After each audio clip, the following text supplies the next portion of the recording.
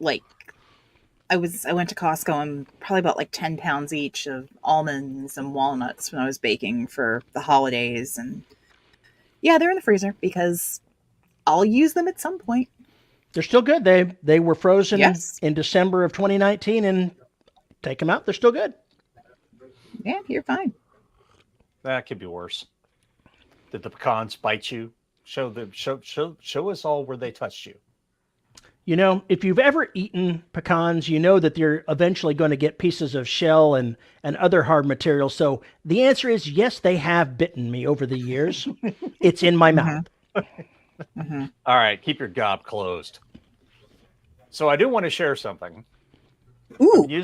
I've been using Siri to read to me as I'm going through, and I'm doing the last pass on evolution. Oh, baby, please And put that in the. We came to a, that was the wrong word to say. The text moved to the point where there's actually sort of a sex scene. Oh, I knew it. Now it's one of those, you close the door before shit happens kind of thing. But I'm sitting there listening to it, and I could not stop rolling my goddamn eyes because all I heard was Veronica going, "Oh, touch me there. Oh, yes, thank you, yes." All right. There's a couple of things wrong with this. First of all, it's inappropriate for you to imagine your co-host reading the naughty language to you and getting excited. Now, I know you were excited. Now, don't you try to hide it now. I just know horrified. I was fucking horrified. Yeah, there's excited and there's horrified. There's horrified where I shouldn't be listening to this, but I will. And there's horrified and stop. It was just so bad. It was so bad. It was like Stephen Hawking trying to, illustrate a sex scene. It was bad news. What, too soon? Not the Big Bang that you were looking for. Oh, nice one. So anyway, it was horrific, and don't recommend it for Veronica. I'm just saying. Although at some point, I think I am going to write a sex scene and then record Siri reading it, just for the hell of it, because it would be really fucking funny. Stephen Hawking, he had a sense of humor. I remember a story about somebody doing something with his vocoder machine and making it freak out and make a buzzing noise or a screaming noise and then just stop. And he went ahead and went.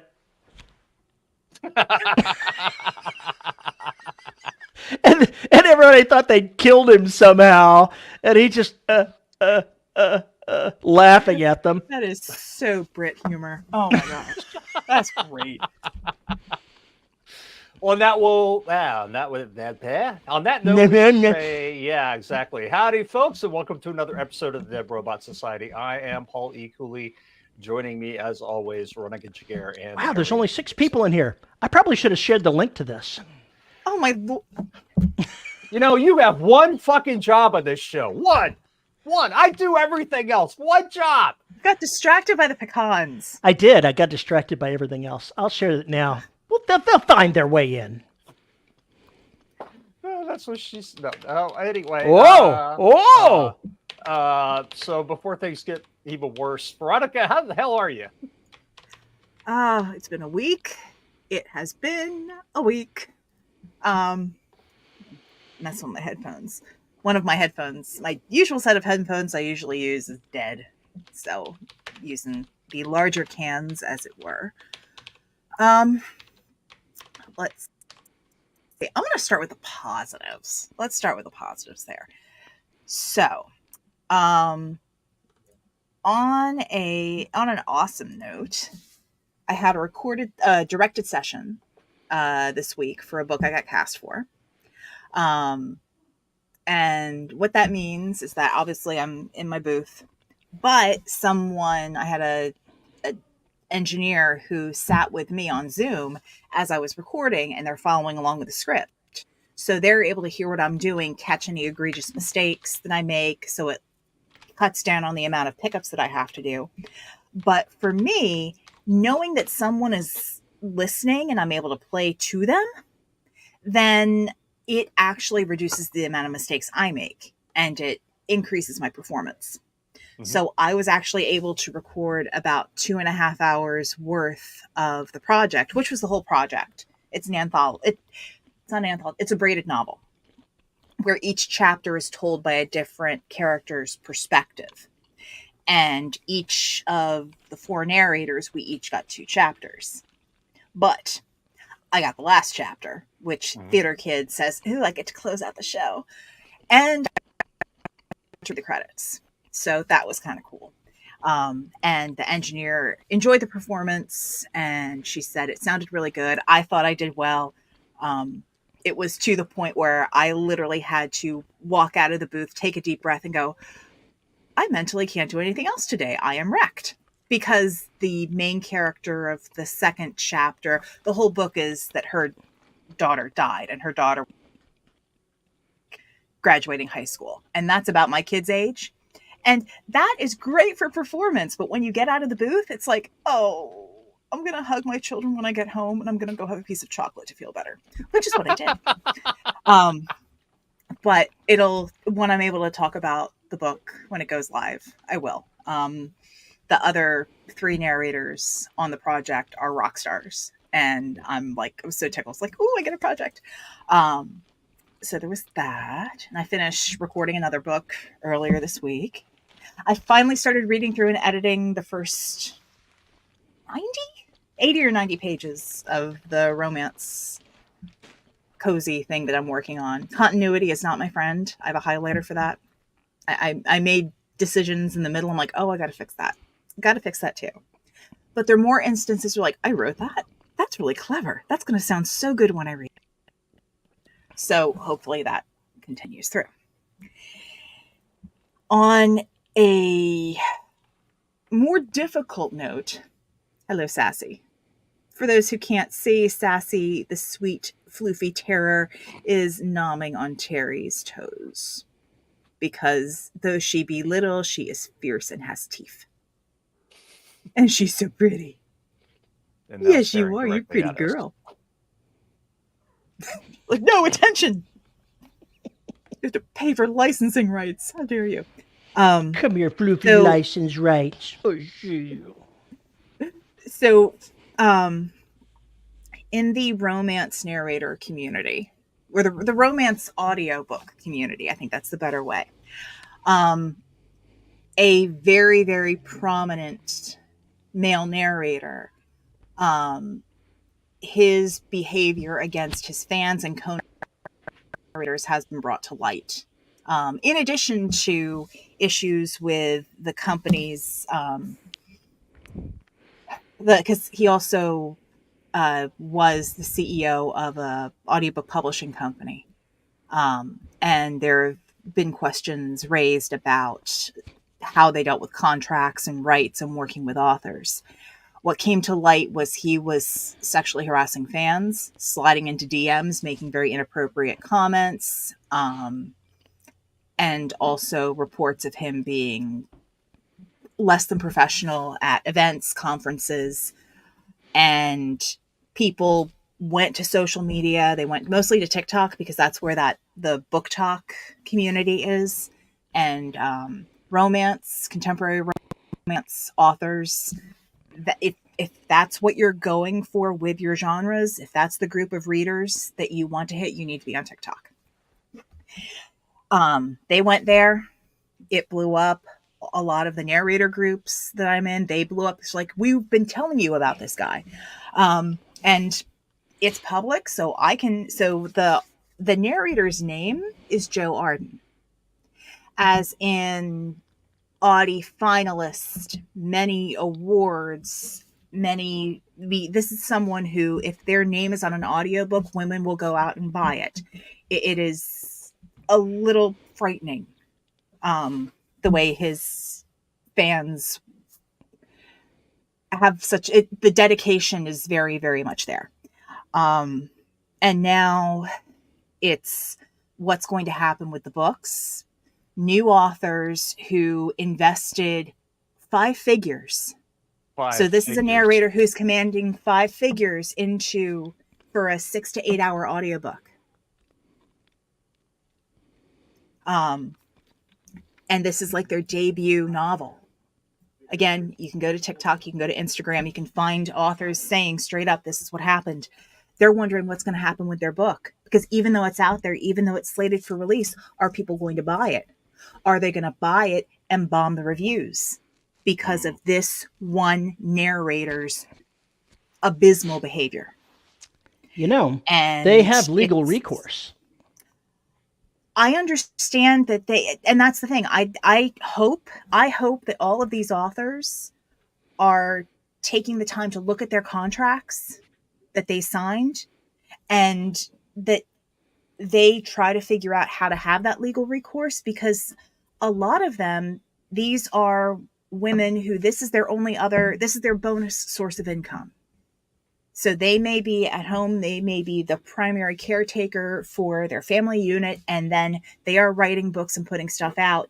And if they're starting from scratch, and I can certainly sympathize with this, you start from the beginning, and whatever you invest in your business, you have to bring it in. And when you're coming at the bottom level, that means you're taking money, or you're saving money that could be used for the house, the kids, utilities. You're ferreting that away. And so to go and invest $10,000 that could have been used for a bunch of other stuff that you've got to deal with, and now you've got someone like this that you've got to mitigate because of their unprofessional, gross behavior. I really worry that a lot of those authors just may not have the physical and emotional energy to move through after It this. might be a class action kind of thing if there's enough authors. If there's enough authors, and if someone is willing to put themselves out there to lead. Because that's unfortunately, in any space where you have women who have experienced that kind of behavior, a popular actor, because narrators are actors, and they finally come forward, that's already a risk. And then to step forward again and take the lead and pursue action, then you've got to be out there again and taking the heat again. And so, yes, I certainly hope that someone will. Thankfully, there have been a lot of male narrators whose names are just as big, stepping up immediately, just condemning his behavior. Oh, Rick, yes. Well, I get what he's saying here. It is widespread. It's widespread enough among the dedicated fans. And if you've got people who are people will buy this person's audiobooks because he narrates them. It may still not affect sales that much in the short run because the word may not be widespread enough. There may be hundreds of thousands of people buying these books, whereas only thousands of people know about it. For example, the thing that went on with Marion Zimmer Bradley and all of the nastiness involved with that, there are still innumerable fans out there that do not know the dark side of that author. That's a very good point. Yeah. So, and even though I personally, I take that back. I have had personal interactions with that narrator because I learned who the person was in real life. And that kind of, I was the last person among the female narrators to know, but that's just because I'm clueless. I was like, oh shit, really? For that, you can find out yourself. I am not going to out somebody's pseudonym. That's just, no, we don't do that.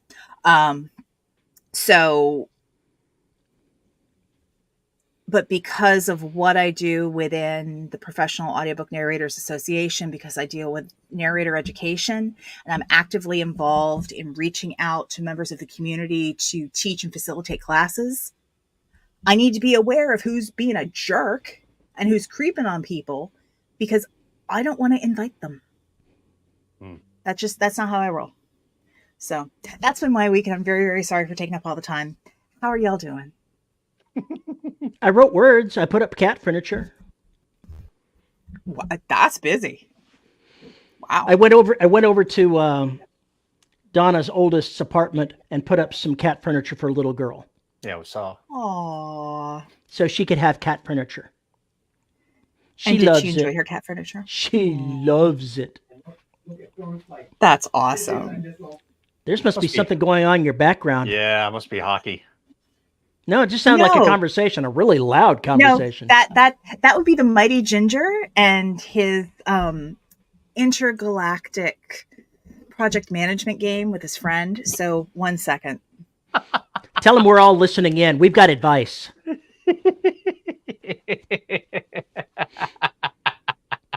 Blow up the space shuttle. Blow up the space shuttle. It's the only answer. I just got shh from 2 rooms away. So for those of you who have met the Mighty Ginger, please feel to give him shit the next time you see him at a conference. I've got it marked down for November. I'll give him some shit. Oh, good. Oh, good. Interstellar project management. That's, yeah. Anyway, so cat furniture and words. Yep. I've been writing and editing Evolution, doing the final pass. And like I said, I've got Siri reading it to me. And that's actually been a lot of help as far as finding some things that are broken. Until the sex scenes. Until the sex scenes. Oh, my God. Please shut up. There's one more I got to get through that I'm like, it's going to be bad listening to Siri. It's hard to focus on the words when I'm laughing that hard. Anyway. Shouldn't say hard. Phrasing! Shut up. That's what I've been working on and trying to get finished up, even though I don't have some of the things I need to put this in production. I want to basically just call it good and be done with it. So I got 50,000 more words to go through, and then I'm just calling it good. After this, I'm fucking done. Time to move on to Oceania and get back to the new novel. So that's the plan. And then, of course, I'm thinking about Neptune's Scars and starting its editing track. And my head just wants to fall off because that's 110,000 words. And I'm like, I don't want to do it, but I have to. So anyway, yeah, it sucks having a backlog. I also had the benefit of having one of those moments where you're half asleep and just the perfect pun that you can insert into your novel appeared to me. For the next series that I'm going to be writing, the working series name is The Golden Empire, because the former Empire's family, their last name is Gold. You got to think about empires, man. What is it with I do. Well, it's probably going to be a kingdom, but you know what I mean there. But I needed a secret ship that they could, it's disguised as a freighter, but it's something that belongs to the crown that they can use to try to escape. And I said, what am I going to name that ship? And I was like, obviously it has to be the Golden Rule. Or it could be the Golden Fleece. And it's also golden because of golden and rule because it's the monarchy. Golden Rule. And I was like, oh, that's perfect. It's punny and it's perfect. And I also decided that because of a conversation I was going to have with somebody, that I'm going to have a law firm in there that is Dunning and Kruger Associates. Dunning and Kruger and Associates. And exactly for that reason. And I'm not going to explain it, but they're going to be grossly incompetent in everything they do. Terry, not shower? Golden? No, definitely not. It's not going to be the Golden Shower. And not gold member? Gold member. It's actually Gold Finger, but sure. Well, that gold member was Austin Powers. But was that? That's right. I'd forgotten that. I still can't help it. That series is preying on my brain. It's like, I want to start writing it now. But I've still got 2.5 books. 2.5 books to go. 2.5 books. Well, Terry, you better get your ass in gear, man. No more cat furniture. You better just be talking into your mic. I need to get this thing done because I'm ready to start this new project. So no distractions. Yeah, we'll see how that works out. No short stories, no nothing. I had to give up short stories when I started writing with Chaney. The schedule is too grueling. I could not afford it. When he became a kept man, he could no longer, Short stories do not make a writer money. Not really. No, they don't. There are exceptions. Some people make a lot of money off of particular short stories, but that's the rarity rather than the way that it works these days. There's just not enough places to publish short fiction to make that happen that will pay good upfront money. Yeah, unfortunately. Which is probably a good lead into our topic. It kind of is, which is what's our topic? Look at the top, the cost of free. Cost of free. So what's free? What's free? Let's think about this for a second. Death and taxes. I would argue taxes are not free. Death, on the other hand, is also very expensive. Yeah, sorry. Nah. Unless you throw yourself into the ocean, I guess that'll work if you plummet far away from the cops. But even then, they're going to look for you, so that's a problem. Cost of free. So we just discussed anthologies and the fact you won't make any money off them. And whereas Rick says free books are not free. Well, that's very, very true. Yeah, Terry mentioned the fact that he's stopped selling short stories because they weren't making money, or they won't make him money. For me, they were never really making money. Right, and me either. And that wasn't the point of them anyway. I give stories away for free as reader magnets, as people jumping into my email sign up. Those are stories that I expect never to make money on because all three of them have already been published. They've already run through their anthologies. I occasionally get a few cents here and there for them. But by and large, they're there as reader magnets. They're there to basically show off the kind of fiction that I write. 3 different examples of it. One creepy, one kind of action-oriented, and then the other weird. So they're there for free. The other thing I give away is I give away all my stuff on podcasts, which is also free. It's even commercial free. So why the fuck am I doing this? Because you want to draw audience. Because I want to draw audience. And to be honest, I've gotten so used to having a podcast, I'm not really sure what I'd do without it. You do it because it brings you joy. I do it because I'm an idiot. Okay, there's that too. That's beside the point. It brings in readers. It brings in readers who otherwise would not really. That's always the hope. That's always the hope. Mm-hmm. But I can tell when I release a new series, like right now, The Black is going along, making its numbers. They're not what I would want them to be. But here's the thing. Everybody's heard these books before. So I don't expect there to be a huge bump in my podcast until I put something new out, which would be Evolution and would be Neptune Scars or An Ancient Trap or whatever. It's stuff people haven't heard before outside of the patrons, by and large. Mm-hmm. That's going to bring more people in. That means the podcast is probably going to grow, and that's perfectly fine. But if it doesn't, no big loss. I'll put stuff out there, and people are like, hey, this is cool. I need to buy your books. And some of them buy the books. Or they read the KDP. Either way, I'm getting paid for it somehow, some way. I don't know the numbers. It's impossible to prove what they are. And it doesn't really matter all that much to me anyway, because they're out there on YouTube. They're out there on the podcast. If people like the work, hopefully they'll come back and figure out a way to pay me, even if it's just throwing $5 and buy me a coffee. Somebody wrote me the other day, I've been listening for 2 years, love your work. Here's 5 coffees. And I'll take it. So the cost of free is I wrote these, I published them, I put together the ebooks, I've narrated them. All that stuff took time. All of it took time, and time, as we know, is money. That's time I've spent away from writing books that I can make money on. So when you start looking at it, you start trying to basically collect all that cost together and kind of put it dollars and cents, and none of it makes sense to do, but I'm doing it anyway. Because hopefully those people that buy that book are going to buy another book. I have no idea how many people bought the entire Derelict saga during COVID because I gave them one episode every day for 90-something days. So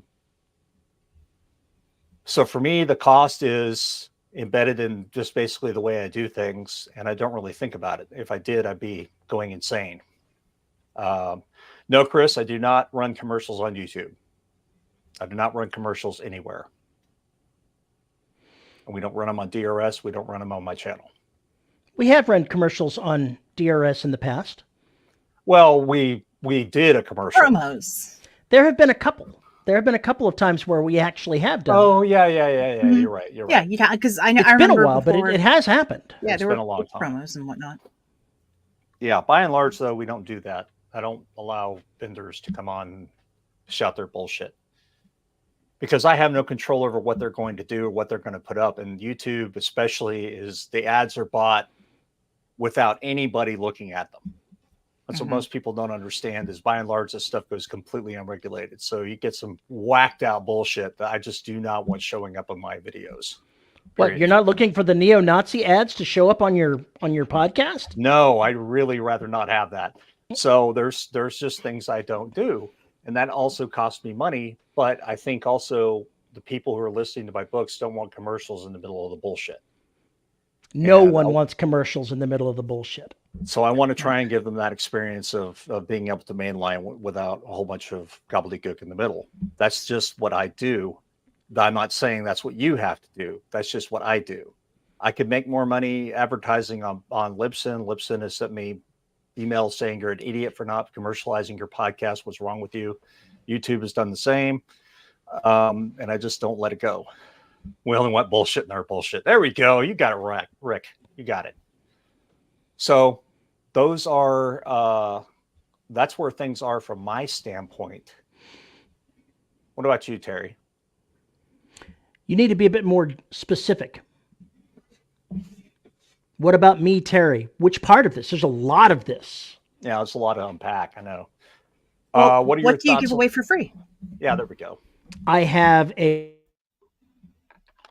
You hit the wrong button. Sorry. I was going to say, man, he asked me what I say, then he mutes me so that I can't actually answer. I hit See the how wrong that button. works? I'm sorry. I hit the wrong button. I have a reader magnet. It's a novella. And I don't know how many people actually listen to, or they don't listen to it because it's not in audio yet. It's somewhere in Veronica's queue. It's on the back. I have half of it recorded. I got really. It's not a priority, so I'm not concerned about it. But some people read it. It's a newsletter magnet, and so anyone that signs up for my newsletter can get it. But I don't know that many people actually do. And I suspect that's true of a lot of reader magnets because you have to go out and you have to do something for it. It's not something to say, oh, here, this is free. No, it's free if you do this other thing. And that makes people go, I don't want to do this other thing, so I'm not going to look at that. I did experiment with one thing. I allowed people to hit my reader magnet without signing up for the email newsletter. Did it change anything? I don't know because it's the first time I've done it. And I haven't looked at the downloads You weren't able to in quite track a while. downloads? So I haven't looked yet. I haven't looked at them in a long time. So I don't have any useful information. I'm concerned about Antoine. Oh, somebody was talking about loving all the cats. Don't look at me. I just work here. So if your reader magnet isn't, what else would you give away for free? I don't know, honestly enough. I'm disinclined to give away anything for free mostly. Well, There's a perceived value in something. If you give away something for free, people will not value it as highly as if they pay even 99 cents for it. True. well, okay. Let's look at it this way. This podcast is free, right? Yeah. Okay. This podcast is free. However, if you don't watch it live, and if YouTube is not your media consumption venue of choice, and you just want the audio, or you just want to listen to episodes, there's a delay. So the trade-off of if you're not going to watch live or watch on YouTube, you're going to trade off the immediacy for your product later. The after show is not free. Yeah. And there's for a small amount, you can come and get the the after show as part of your feed, or you can watch it live. I know authors who, through their Patreon, they will delay what gets released. So, yeah, you can get, a podcast for free, but your trade off is time. You don't get the episodes immediately, but your paid people get them, 2-3 weeks earlier. That's true for Royal Road was mentioned in the chat. Mm-hmm. Some people that's a free site, but people use Patreon there to get even further ahead, so people can pay to get the content faster. And those books eventually get taken down and put onto Amazon in a number of cases as well. So there's a hierarchy of what can be done there. Yeah. And I've seen authors do it's the time. The trade-off is often free gets traded for time. And you get a delay viewing of new book covers,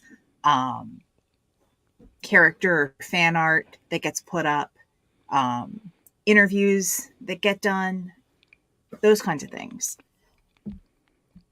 I've toyed with the idea of giving audio away for free.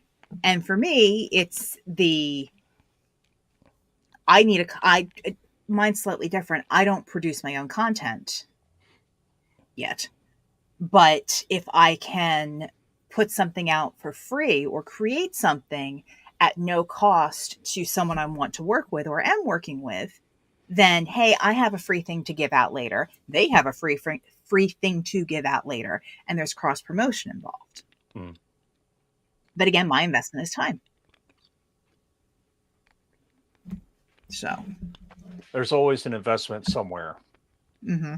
When you say this shit's free, it means it's free to consume, but it wasn't free to produce. Well, there's another angle to this we're not talking about, and that is what should you be doing? Should you be giving everything away for free?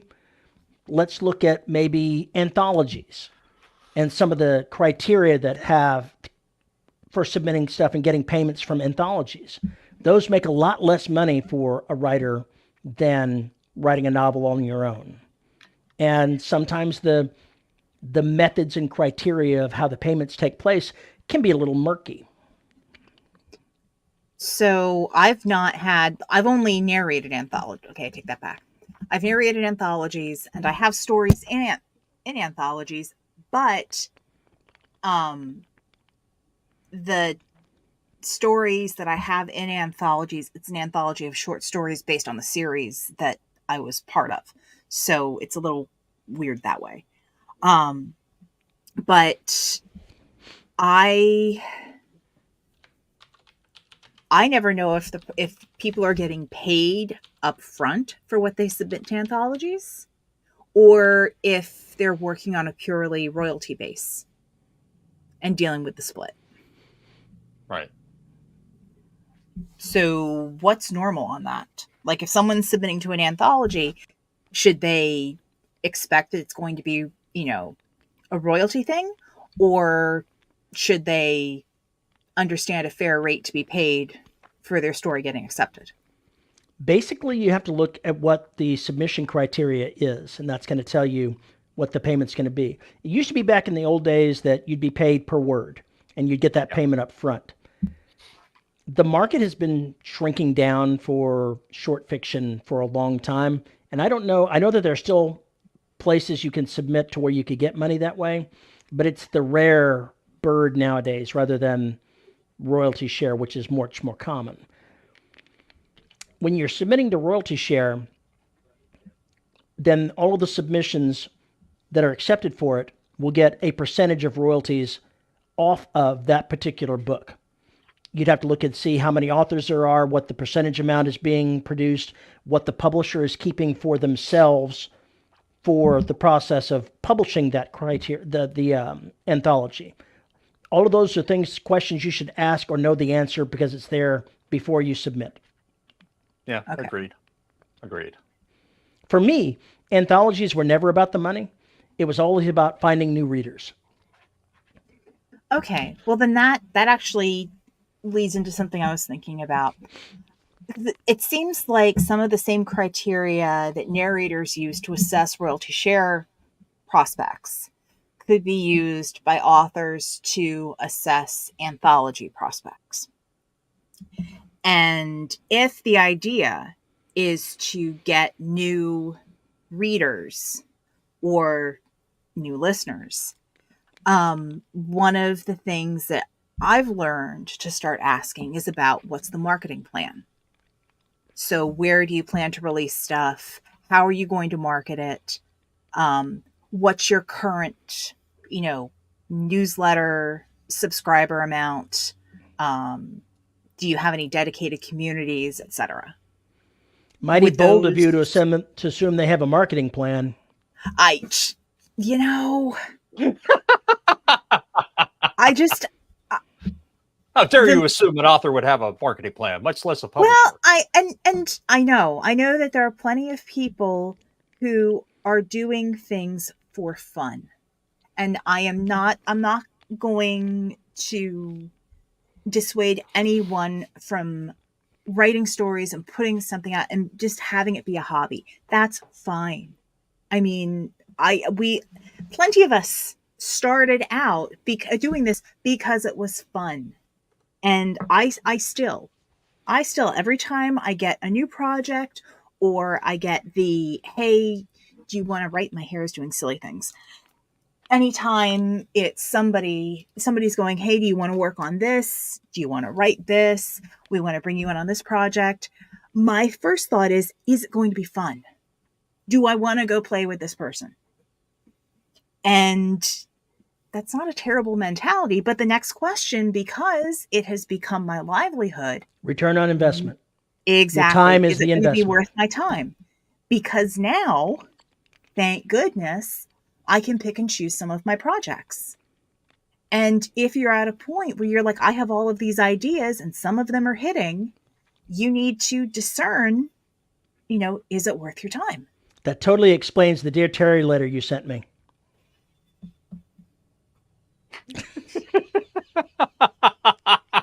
You weren't going to say anything. I can't believe it.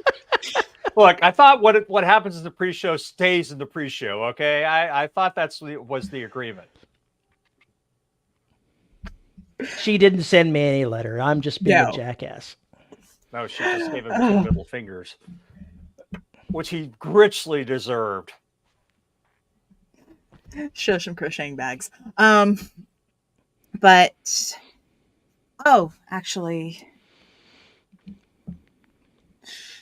I think. So Chris asked if the anthology for PG Holyfield gave any money to the authors. I would wager not. I think the money went to him or his family or something. Yeah, I believe think that's so the case. As well. And that's all. I mean, a lot of anthologies get kickstarted or they are charity anthologies. And so because they're charity anthologies, there's a little more marketing and push because of the sentiment or the purpose behind it. But I would still ask about marketing plans. Or even if there's not a marketing plan, it's how are you going to advertise this? If you're just going to throw it up on, Amazon, cross your fingers and hope for the best, I could do that with the story on my own. I have been lackadaisical about publishing short stories. I have the rights to all of the short stories that I've written back from the various anthologies, and I could publish them, and I just haven't. It hasn't been a priority for me. Maybe I'm missing the boat on that. It sounds like another reader magnet, if nothing else. It sounds like a reader magnet, or it sounds like something that could be trickled out over your potential 6-month less than rainy period. I'm hoping that's not going to be 6 months these days. I'm hoping. I hope so. I hope so too. But I'm just saying that could be one thing. I don't like the price structure for doing short stories by themselves. Agreed. Because 99 cents would seem appropriate for that, but that earns 6 times less than $2.99 for the author because of the Yeah. way the royalty structure is set up. And that is just not something that I was ever interested in doing. I think basically what you should do with those stories is make them as bonus material in the back of your books. Some of them came from bonus material from some of the omnibuses. Exactly. Yeah. So They were already there. So I have no idea if people actually read those. I suspect those particular short stories don't really have much traction. I probably should release those to my newsletter. Xander says also Yeah. going to be bonus content for Patreon. Some of those were bonus content for your Patreon, weren't they? I don't believe so, no. Or was it all for that? Okay. Yeah, Rick says omnibus. Omnibus. Yeah. I should go ahead and make a collected short stories of Terry Mixon. You know, I've actually got 10 short stories that are set in the Four Horsemen universe. So I could go ahead and, make my own Horseman universe anthology and then get, nasty looks from the publisher. Well, you Or could put cease and those. desist.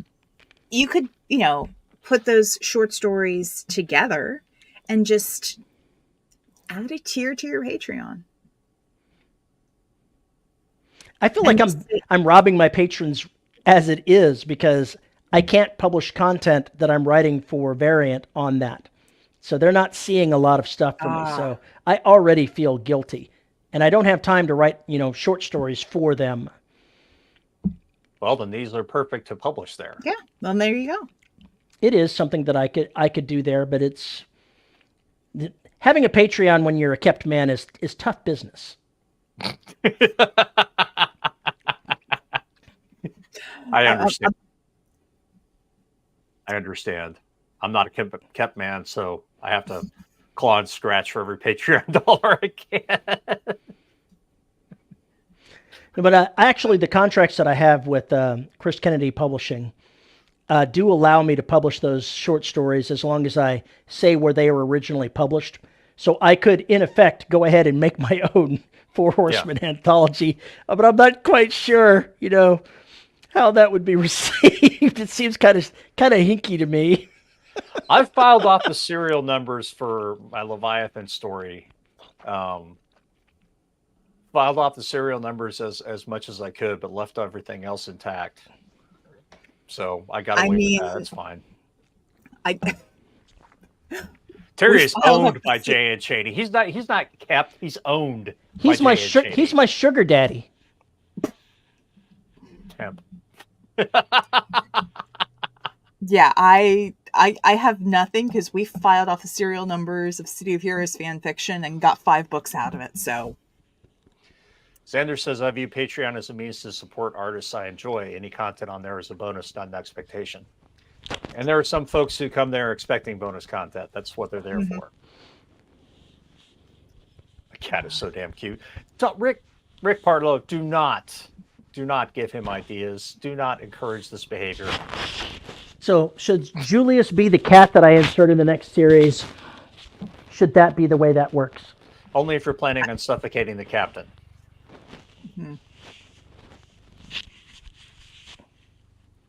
Yeah, this is the fuzzy Ides of March we're looking at. I saw a picture of a Caesar salad with 12 knives stuck in it. I was laughing.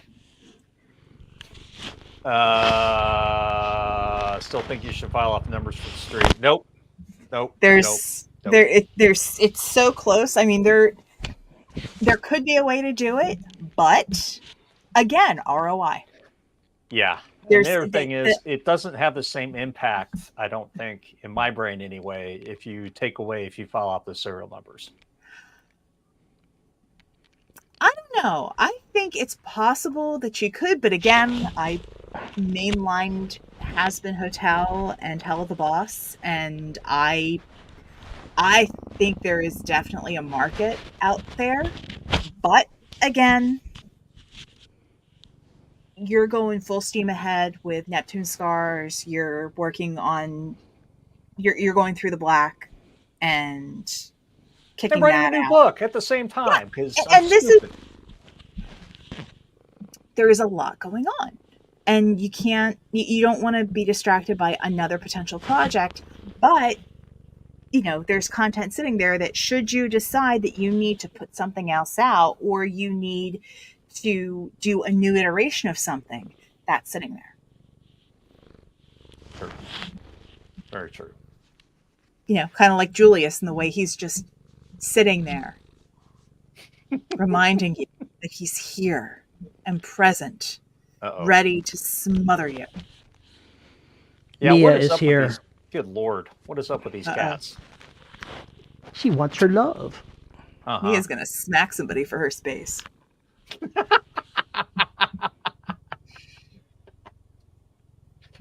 Well, you talked about giving away stuff for free, and my only question is when Terry's going to start giving away cats, because he has way too damn many of them.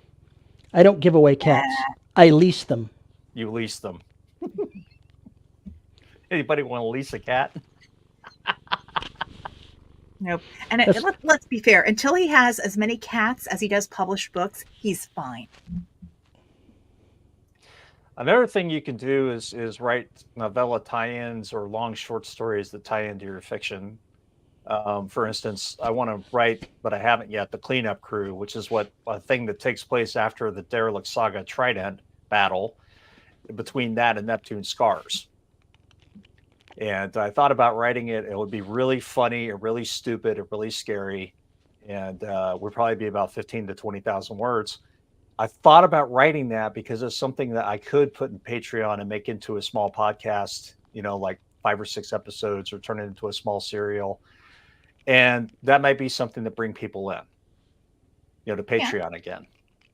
So there's stuff like that I've considered. And again, that would be something that I wouldn't necessarily publish unless it was about 30,000 words. Then I would consider publishing as a novella for $2.99 or whatever. But again, with Terry, I'm with him. The price for that seems really high, but putting at 99 cents, the royalty is nothing. So it's one of those deals where, again, you have to kind of make a decision about exactly what you're trying to accomplish and what it's worth. Now, if I put together a couple of those, that's different. That would be completely different. So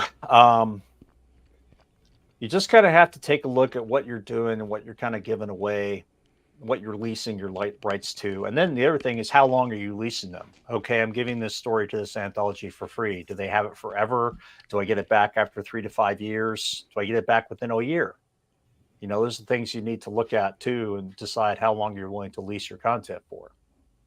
And if you're planning on doing something else with it from the get-go, that may be something that may be an issue that's a deal breaker for that anthology. Is they may want the rights longer than you're willing to give them. And like we said last week, contract. Yep, you have the right to walk away. You always have no is a perfectly fine word. You should use it when appropriate. Yeah, and most of these anthologies put the contract out in front, at least to let you know what rights they want, or any reputable ones, in my humble opinion, should be able to give you the contract before you even submit.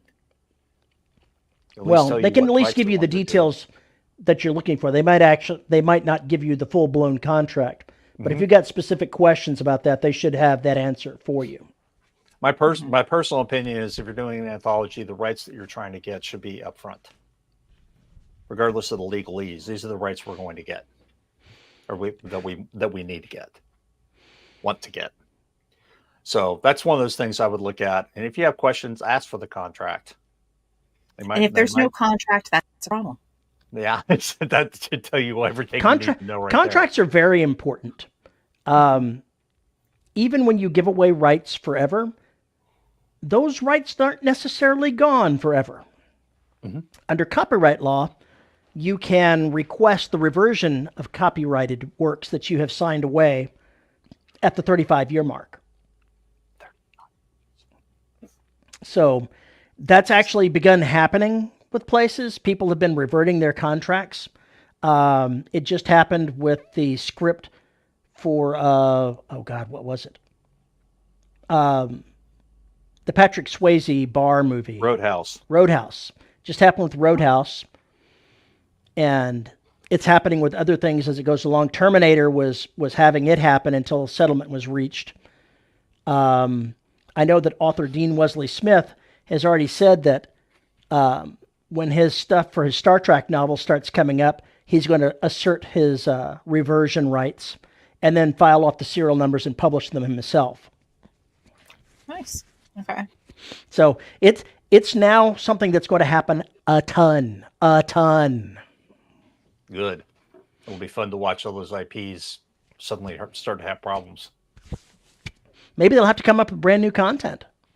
No. No more reruns? No more redos? No. I know, right? Come on. They'll have to pay new creators for new stuff? No. We got ChatGPT. We don't need that shit. We got you think you're laughing. I'm waiting for the first ChatGPT scripts to start floating in.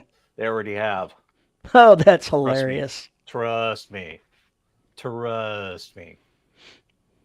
It's like the somebody put in general that the CEO of Hasbro, Chris Cox, said, first off, we're doing R&D efforts around AI. D&D has 50 years of content that we can mine, literally thousands of adventures that we've created, probably tens of millions of words we own and can leverage.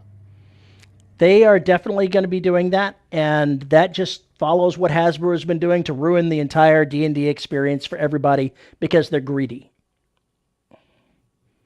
Oh, you mean it's a major corporation? No, they are actually greedier than a major corporation. Like Wizards of the Coast, they had massive layoffs of the content creators. They're firing the people so that they can monopolize the content and have it electronically create new stuff and try to monetize it without paying creators to actually create brand new content. So they're a little bit more evil than your average evil. They're literally taking our toys and going home.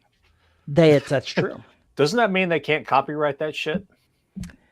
Yeah, actually it does. No, it does not. If it is made by ChatGPT or an AI and then it's sufficiently changed from that, it can be copyrighted.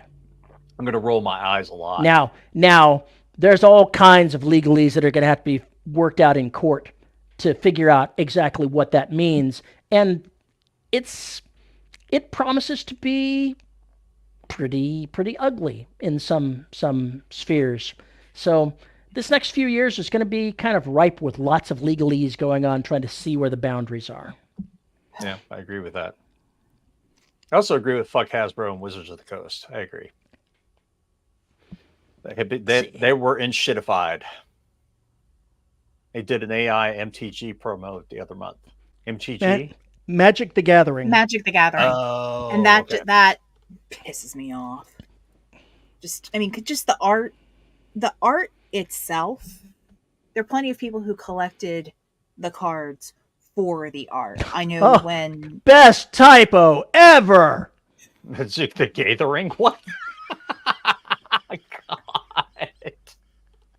I fully support this. That's an I want to play this game. Where does one go to buy cards for Magic the Gathering? I want to play this game. Oh my God. I'm like, well, they did have Xander, you probably know. They had there was was it the Twisted deck? Oh God, my hair.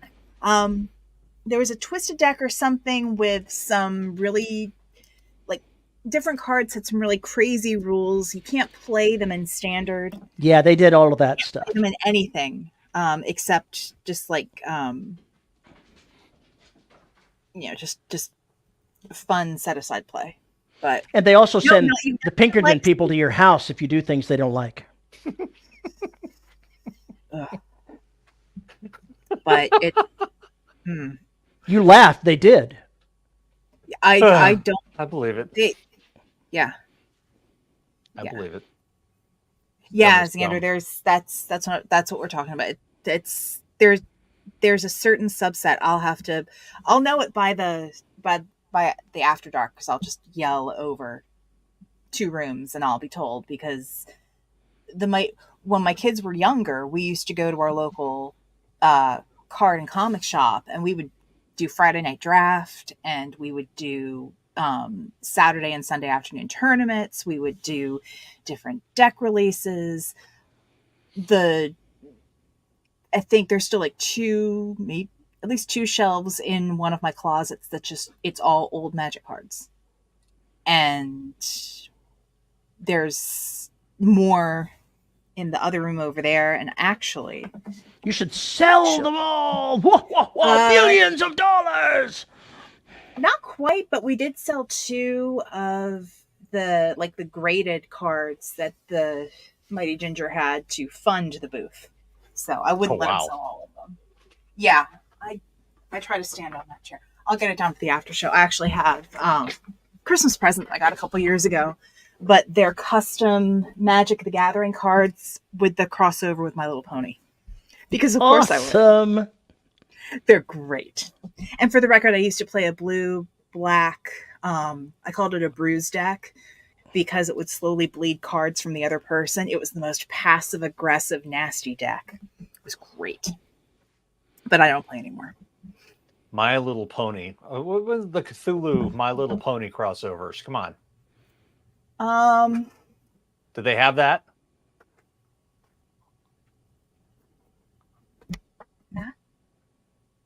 Oh dear God. There's no hope. It's all lost. You have a little emo one. It's like a Star Trek Little Pony. It's Star Trek Little Pony. All right, viewers, chat, you mess. Do you have any questions before we get out of here? I like to. Actually, I do. I do. I have. This is the character that's actually voiced by John Delancey, Q. So, the fact that you know that is terrifying. He's a great voice actor. I know he is, but he's got a great voice. The fact that you know that is what scares me. That in relationship to My Little Pony. I'm terrified. Very, very terrified. So to wrap up, know what you're selling. Know that you probably won't get any money in certain instances. Don't expect a whole huge payoff unless they're giving you money up front or unless you get involved in some Excelsior level anthology. And reader magnets are going to be free. Go in with your eyes wide open. Know what you're worth and make the judgment of whether that project is worth your time to do.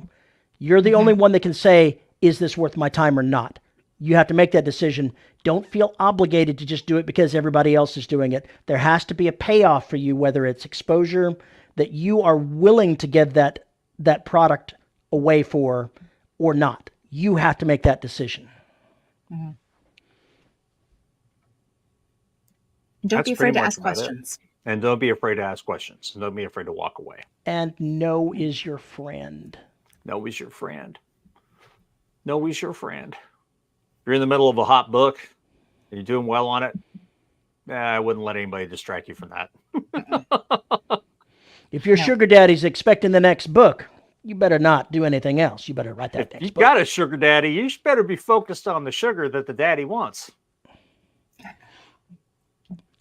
Phrasing? Okay, I'll get phrasing for that one. There's a Def Leppard chorus coming in back here, and I can't now. Awesome sugar on me, daddy, daddy, daddy. Oh, that just ruined the whole song forever. Thanks.